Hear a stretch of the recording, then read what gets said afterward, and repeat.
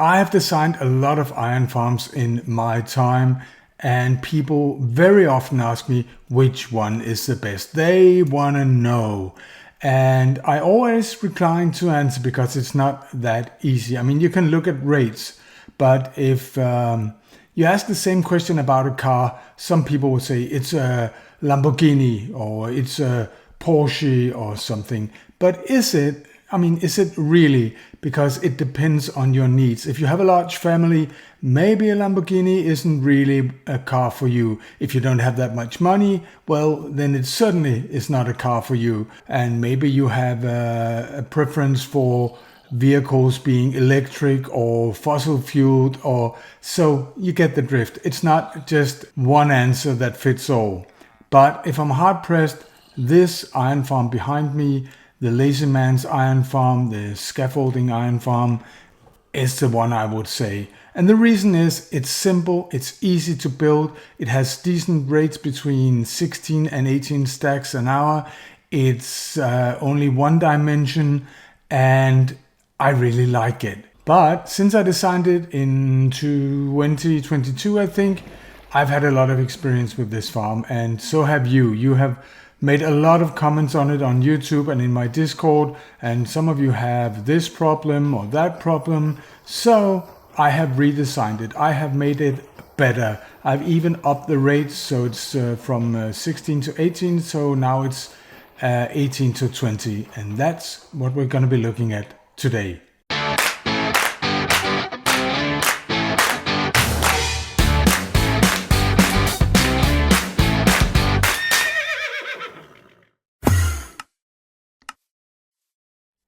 Welcome back, dudes and dudesses, to the redesigned Lazy Man's Iron Farm in two versions, as you can see. To my right, that's your left, is the one where I've tried to incorporate all the things that you have said you have had problems with if you're not playing in a vanilla Minecraft single player version. So basically it's the same rates, but I've made some improvements. And it's also easier to build because of that. On my left, your right, is the version with all the bells and whistles. Now let's start with this version here, because you have been telling me about some problems that you have had through the years. And one of them is that the iron golems got stuck on the walls that we used to have up there. And sometimes they fell down and it stopped the farm, because then the villagers could notice them and they stopped spawning new golems.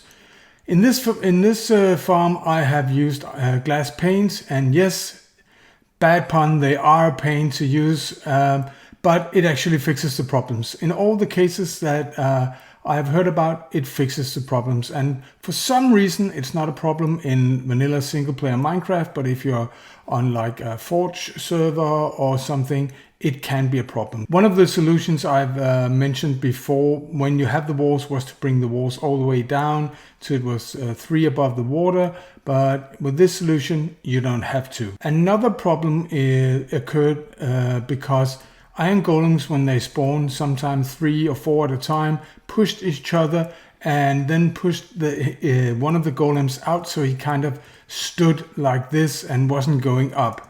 And because of that, I have made the spawning platform 1 wider all the way around. Instead of 7, it is now 9. Now that requires a bit of a different water pushing layout. As you can see, I've waterlogged this wall right here, so it pushes in the middle, and then there's just 1, 2, 3, 4. By the way, I won't do a block by block tutorial. It should be pretty self-evident, but I will explain all the hard parts, and you are also free to go back and look at my first video.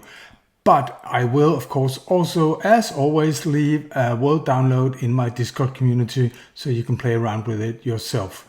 Now, those two changes also make the farm easier to build, I think, because one of the problems for many was, where exactly do you place the pots? And now it's very easy to see that the pots, the villager pots, start exactly here where the platform ends. And it's on purpose that I have glass here and not full blocks, so you don't risk that the iron golems spawn kind of halfway into the walls and then risk getting stuck. And the pot is very, very, very easy. You always have the head of the beds pointing into the middle block. And remember, because I think I forgot in the last video, there shall never be a glass block right here, because that's the line of sight to the zombie. Now the zombie is easy as well. You take, if we go here, you take 1, 2, 3, 4, 5, 6, and then that's the level of the soul sand. So 6 blocks down. And of course he is placed in the middle like this. You should always build this at least 9 blocks, let's say 10 blocks. So the feet of the villagers are at least 10 blocks above the ground. Then you're sure that they don't spawn the iron golems down there. Now that is it. And as I said, the rates are basically the same. 16 to 18 stacks when you run it for an hour. If you want to know a little bit about how it works, I can go through it very easily. When you have 3 villagers and they get scared, and they do when they have line of sight to a zombie, which is placed so he conveniently can see, the villagers can see them also at night, they will spawn an iron golem, and they're able to do so every 30 seconds. And up here we have this nice invention that I did 2 years ago. So when the golems die up here, they die in the lava and they drop their iron ingots and their puppies, and they're flushed out to the sides, as you can see right here, and then they go down into the water right here. And because mud, this is of course soul sand in there, mud is a block that is also less than 1 block, then a hopper can directly take out something that lies upon it. The way you build this tower is you build up 16 scaffolding all the way around, not the middle one, combined with the 2 blocks there. That keeps all the golems so far away that they cannot be registered by the villagers. So even if we did not kill them, they would still spawn new iron golems. When you have built it up, you go in here and you place 1 right here. I just took it out. And then you place a bucket of water in this one. And then you place a block right here, and you place a bucket of water against this one as well, so it flows out.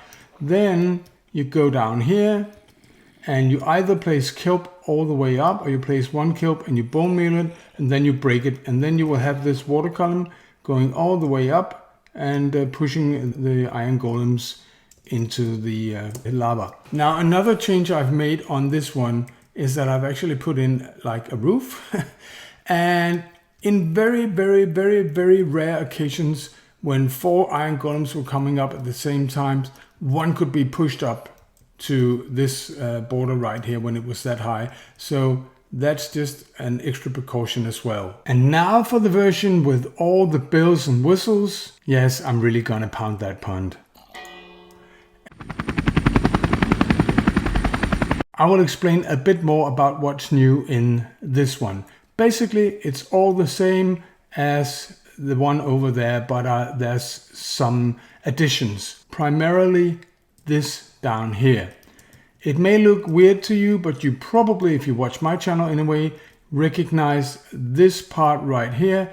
It's an Etho hopper clock. Best branded, most loved, most versatile redstone device in the game. Now in this one I have put 48 redstone dust, which means that this will go back and forth as Etho hopper clocks do.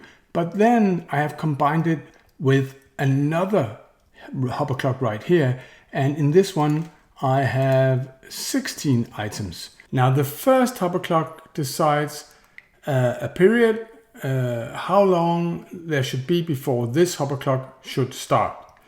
And this hopper clock decides how long it should be on. Something should be on. So this is how long in between this hopper clock should be on.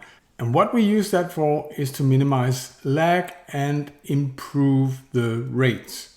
Now down here I've done it like that. Up here, because of space, I have bent it. So I have a normal Etho hopper clock right here, and the other ether hopper clock just goes that way. And every time this one is here, it turns off this torch, which means that the zombie is able to have line of sight to the villagers. But when it's off, he doesn't. So it means that the villagers will only get scared every 30 seconds. Basically, that reduces lag, and it's also helping the rates of the farm. So let's just try and turn it on so you can see it for yourself. That's not right. I put it down here. Now I've let the villagers sleep. You have to do that sometimes to get the iron farm working again. But now we have this on a clock. Every 30 seconds they get a peekaboo to the zombie. Let's just wait for it like that. And then they spawn golems. This time it was only 2, which is unfortunate, but that happens. Sometimes they spawn 3. Most of the times they spawn 4. Let's just look at it and see another spawn. As I said, it's 30 seconds, and then they get a short window to looking at the zombie. And you can see now they're not scared, so they're not pathfinding away, so they're not contributing to the lag in the world. Now, any moment. Thank you. And this time we had 3. As I said, it varies, but I've looked at it and most of the time it's 4, but it can be 2, it can be 3, it can even sometimes be 1. The longer you keep it running, the more it will be in sync, and they will spawn 4 golems more frequently. But it takes a time to get it going. But let's just have a look right here and see it again in action. You get the system now. That was 4 right there. You can see, and now there's 4 up here burning in each corner. Nice. There's nothing like the smell of burnt golem in the morning. Now let's just turn this off for a second. And you can see what I've also done here is that I have made this small clock right here. So you can see our ingots and puppies go into this dropper and they're spat out. And then they fall through this cobweb down here. So you don't have to have some kind of awkward ladder or something. And the same goes for this. I just brought the on-off mechanism down with a torch tower right here.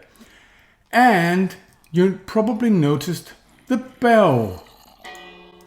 And that's something that I've taken from my reimagining of the Tankotech iron farm, where I introduced the bell, because when the bell is rung, every villager jumps out of bed. So even if there's not a perfect line of sight so that the villagers are not up, when the bell is rung, they're up instantly. So every time we open this, we also ring the bell, and all the villagers are standing right here where they have full vision to the zombie. One final thing is this. It's a 7 deep hole with soul sand in the bottom and water sources all the way up, and then an ender pearl that I throw in. This is because in, I don't know, but one of the new updates, an ender pearl thrown by the player loads the chunk. It's 1 chunk and 3 chunks around it, which means that even though you're not in the spawn chunks, and they have gotten very much smaller in one of the newer updates as well, you can have your iron farm loaded at all times if you just do that. Now finally, let's look at the 2 farms, or the 2 versions of the farms in action. If you look at it a long time, you will see that this farm slightly more frequently spawns 4 golems, and that accounts for the increase in rates of approximately 2 stacks per hour.